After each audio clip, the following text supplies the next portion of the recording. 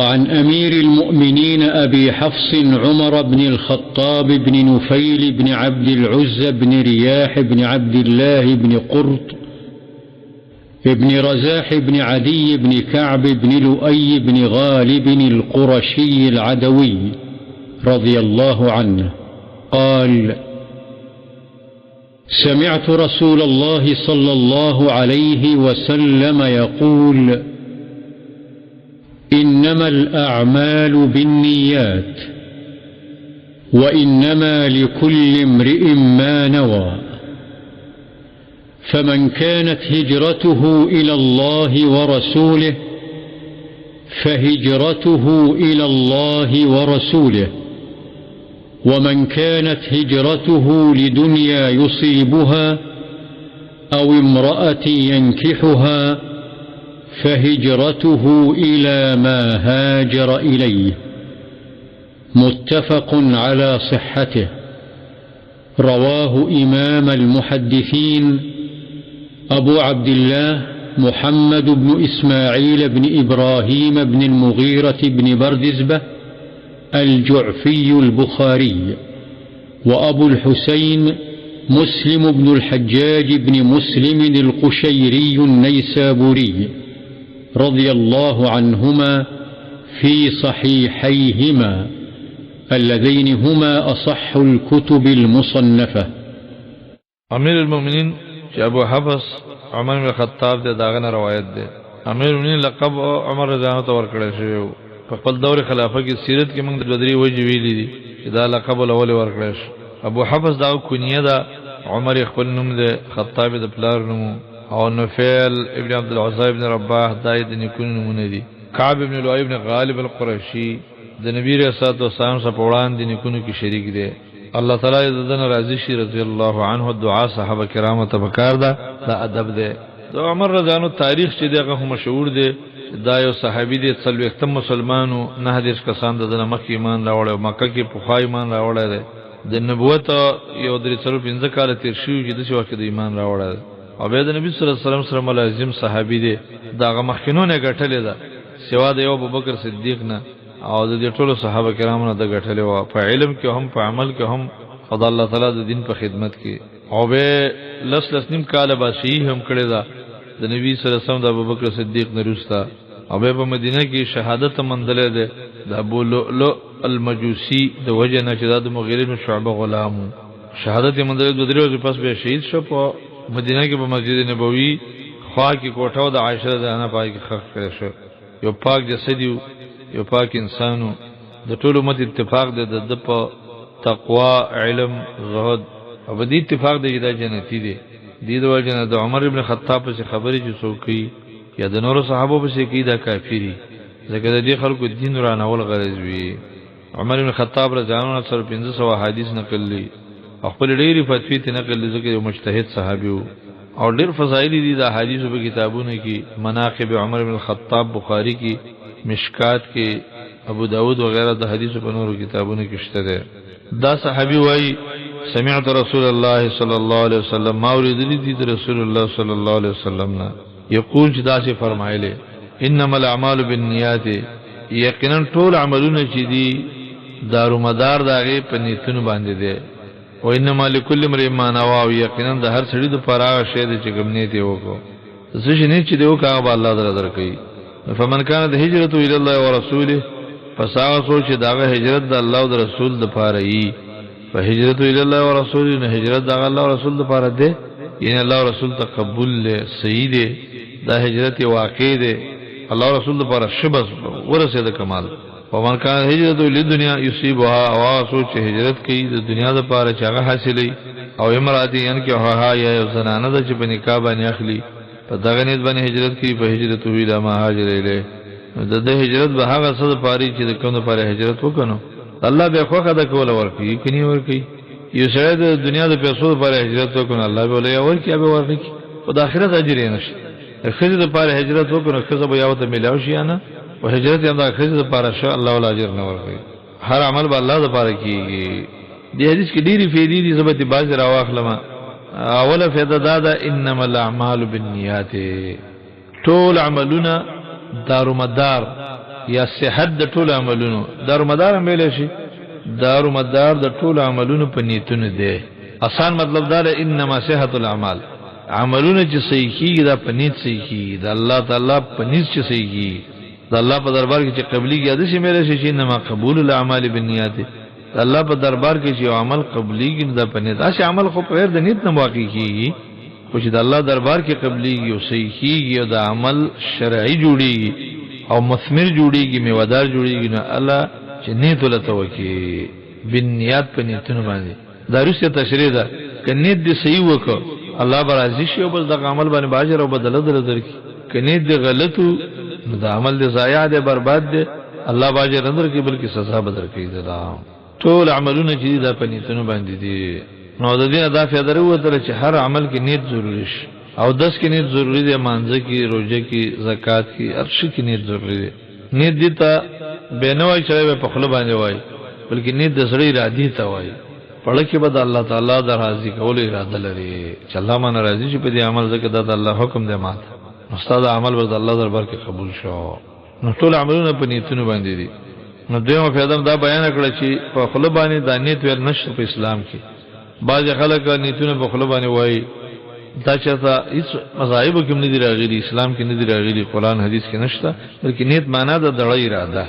مانځه د باز خلک ګدري ګو نیت مکړه د اخلاص او دوه رکعات مونږ کوم په دې ازري وخت په دې امام پسې مخ مې د کعبه په طرف او قطعی مونږ کوم الله اکبر مزید اجت نشته داسي بدعات کې دا داخليږي بدعات کې بڑا کستا اراده لري چې د مسبيګي مونږ صلو رکعات کوم الله اکبر امام په شو درې کوم سره کې راغلي دي او خپل نو په دیو ځبان دي په خپل باندې نیت ول نشته او په هر عمل کې نیت لازم شو دا څه کوم غره نیت لازم دي په غسل کې بعض عالمان وایي چې نه په داسو غسل کې نیت حاجت نشته زکه چې دا وبخل دي پاکین کنه ته وکيو کوونه کې بدن به دي پاک شي جواب دا ادا ده چې نه تا په عملونو کې داخل له هغه لپاره نیت ضروری دي او طهور شطر الایمان نبی صلی الله علیه وسلم فرمایي او د سنیم ایمان دي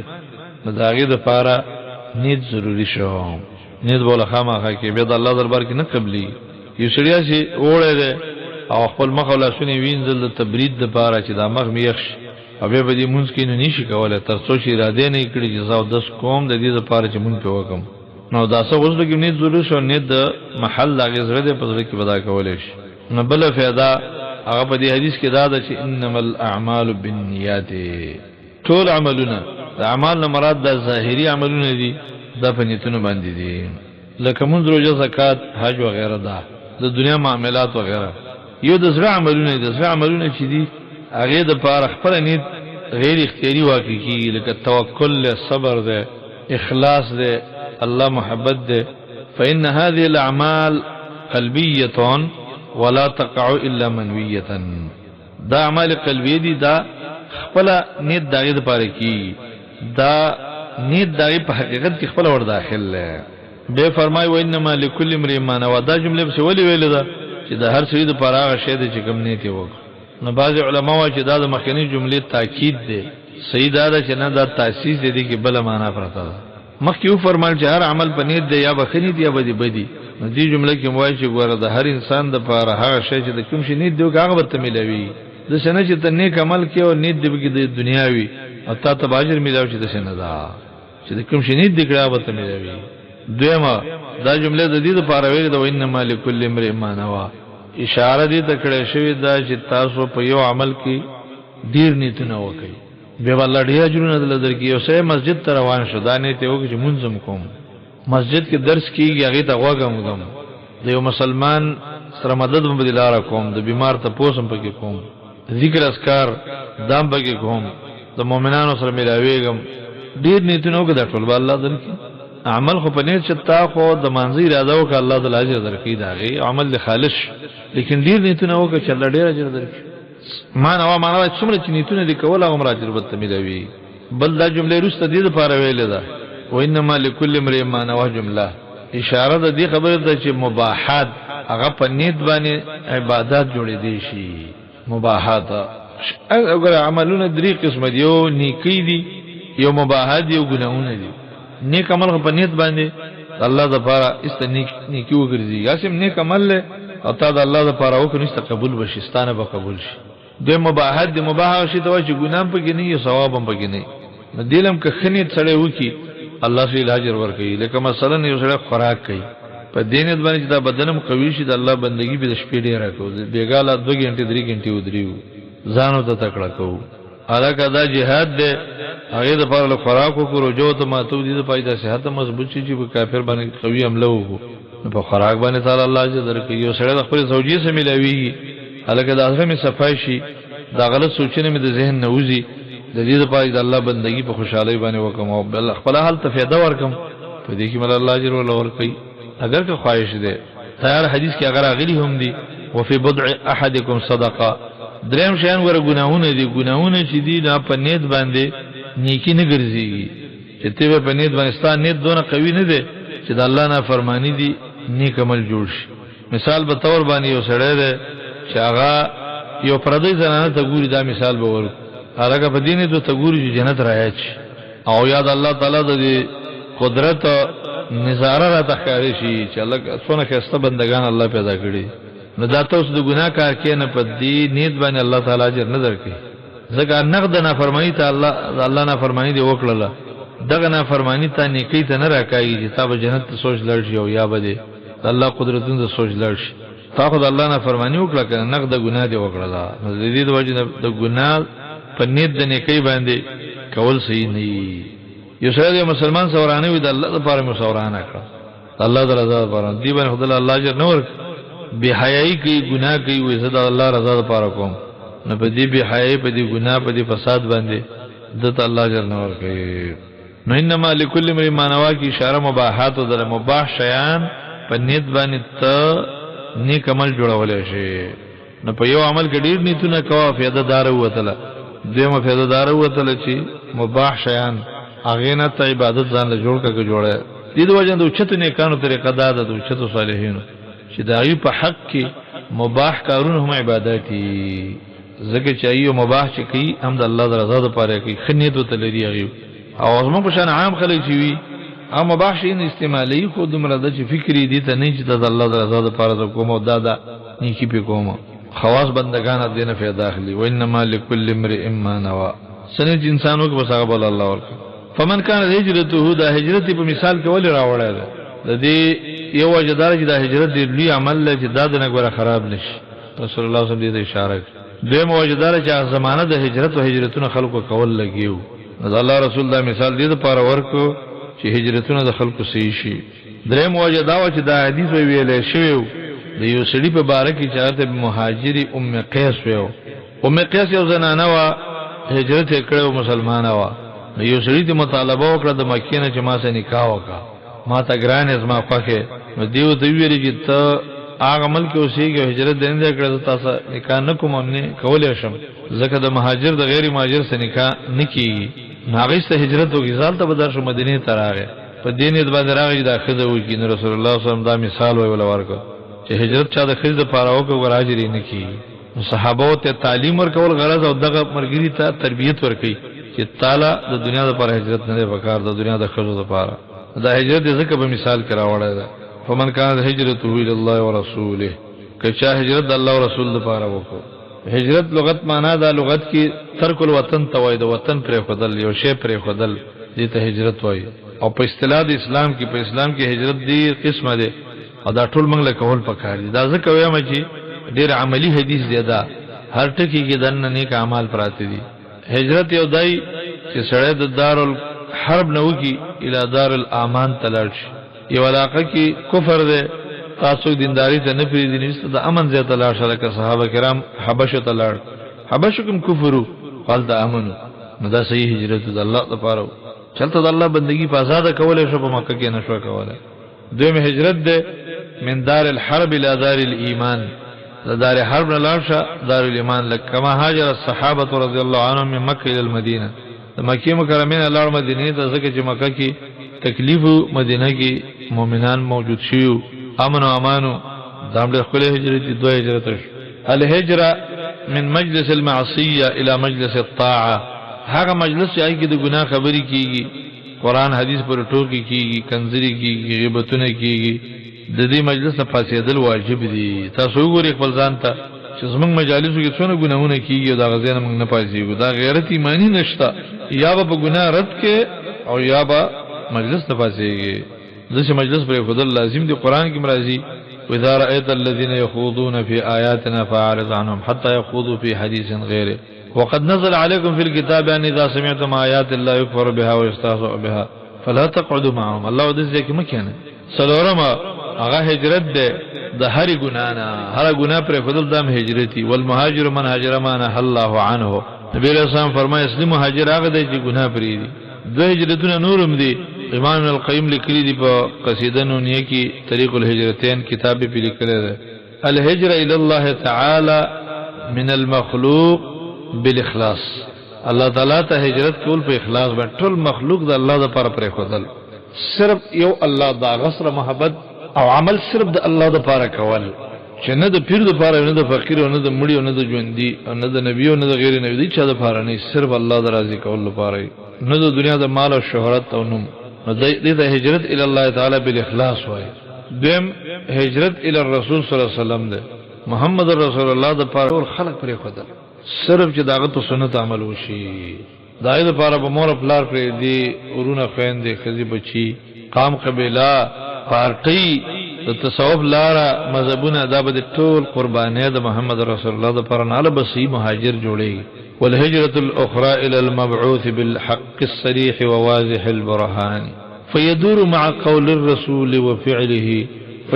مع قول الرسول وفعله نفيا وإثباتا بلا روغان امام ابن القیم وای د نبی رسول الله والسلام طرف ته به هجرت کې او داغه خبرو سره بغیر راګرځي کاغذ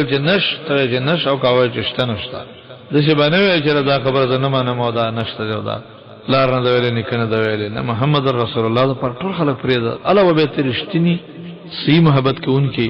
یو سره دا محبان رسول ځان توایز رسول الله صلی الله علیه وسلم لرم خو کله چې داغه حدیث راشي به اگر اولګي صدا حدیث وران کی نه دا مطلب نه دی او دا زموږ مشران نه دی ویلی او دا مذهب کې نه دی راغلی او دا الکه څنګه رسول الله صلی الله علیه وسلم لري ورشه هجرت هغه ته وګدا ټول پریته دا نور خبره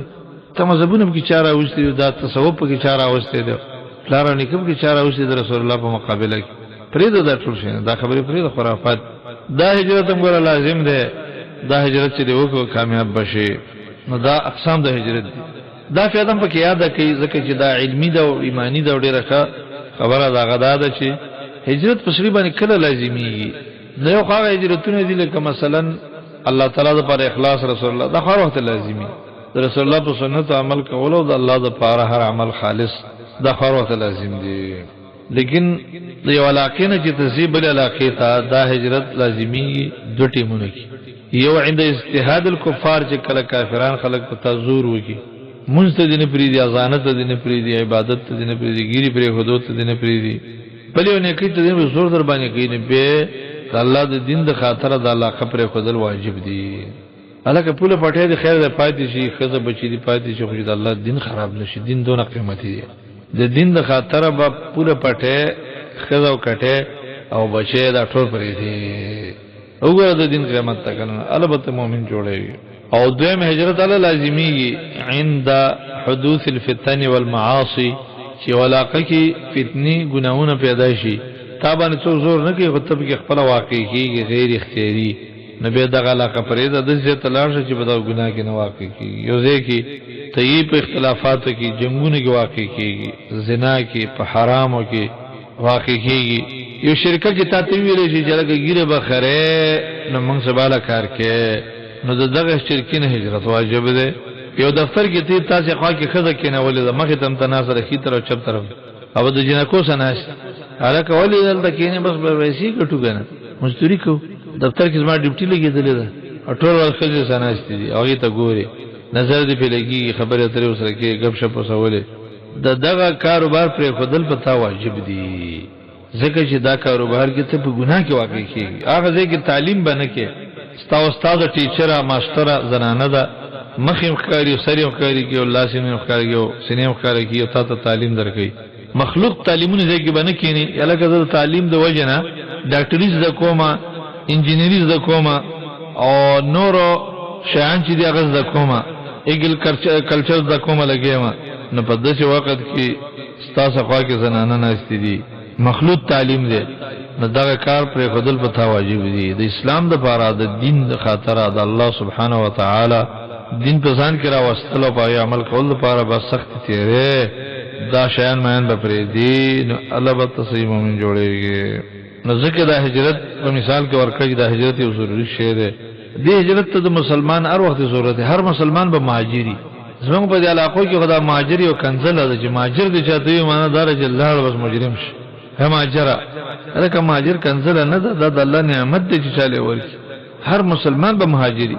ګناونه به پرې کوستي هر مسلمان به د ګناه د ځان ځان ساتي یو ځکه چې دین خرابې دا به پرې دي په دې حدیث کې دا دي چې هجرت الله او رسول ته وکړي په هجرت الی الله او رسول هجرت الله او رسول ته ده د دې معنا دا ده چې هجرت الله او رسول ته صحیح ده یا مقبول له یا واقع ده هجرت الله رسول ته واقع ده هجرت الله رسول ته بس شو واقع شو دا له خوږه جمله ده الله رسول ته دا هجرت واخص قبولي کدنه ته صحیح سره شو ومن کان هجرت لدنیا کو سو هجرت د دنیا لپاره کوي سی وشا حاصلې الکه د عمل د کافرانو په پریدو مدینه ته بلاړ شو بل علاقه ته پیسې ډېری دي مالونه ډېری دي مشری براله راي کې التا په دینه ته هجرت کوي یو سره په خوا زمانه کې اوسې کوي هجرتونه دام دي چې یو سره طلب د علم له وجه لکه علم زکو په دینه باندې چې لکه پیسې به کې ملاوي شي او شهرت به ملاوي شي خلک به خور لور را کوي به یو سره دعوت د پاره وځي په دینه ته زما چې لکه خلک جنکی په نکاح باندې راځي او پیسې را لراږي شهرت نوم وشي د دنیا بس د دنیا چې دا پیسې شهرت نوم د ټول شي د دنیا دا